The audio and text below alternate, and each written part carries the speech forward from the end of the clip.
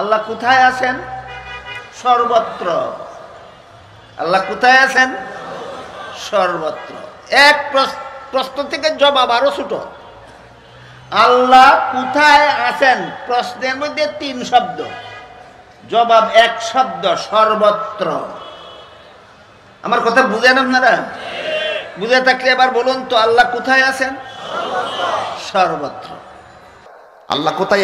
এই আকীদার ব্যাপারে যদি আপনাদেরকে জিজ্ঞেস করি, শুধু আবু হানিফা নয়, 4 ইমামের মুত্তাফাক আকীদা আল্লাহ সত্তাগতভাবে আরশে। সত্তাগতভাবে কোথায়? আরশে। 4 ইমামের সবার মুত্তাফাক রায়, সমন্বিত রায় এটা।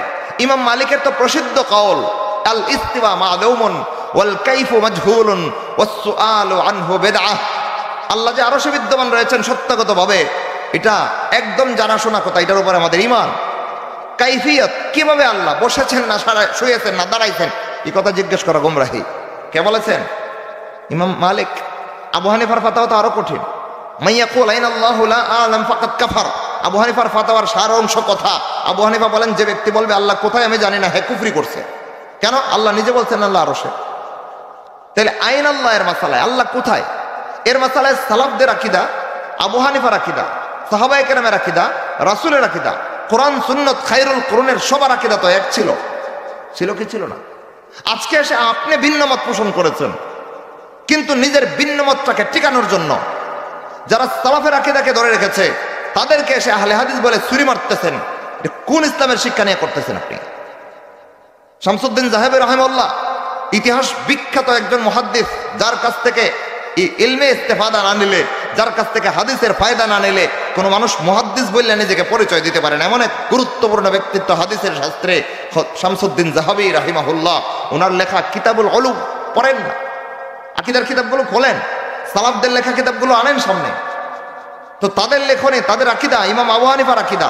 আপনি এসে আবু হানিফার থেকে ভিন্ন মত পোষণ করেছেন, এটা আপনার দোষ, এটা আবু হানিফার দোষ না। আবু হানিফার সাথে যদি অন্য কারো আকীদা মেলে, এটা তো আপনার, এটা তো ওই লোকের দোষ না, দোষ তো আপনার। আপনার আকীদা গরমিল করছেন কেন? ঠিক কিনা ভাই? কারণ এই কথা আমরা বললে আমরা আহলে হাদিস। কিরে ভাই, আবু হানিফার আকীদার পক্ষে আকীদা পোষণ করলাম আমি আহলে হাদিস, তাইলে হে হানাফি কেমন হলো? আবু হানিফার বিরুদ্ধে আকীদা শিক্ষা, অদ্ভুত হানাফি স্লোগান। যেরকম ভাবে আমাদের সমাজে এমন বেদাল্লা একদল সুন্নাত পালনকারী আছে, সব সময় আহলে সুন্নাত ওয়াল জামাত শিরোনাম ব্যবহার করে দলের প্রত্যেকটা কার্যক্রমে বেদাতের প্রচলন করে, এইরকম বেদাল্লা একদল হানাফি বের হয়েছে, নামে হানাফি, কাজে কর্মে আবু হানিফার কিচ্ছু নাই।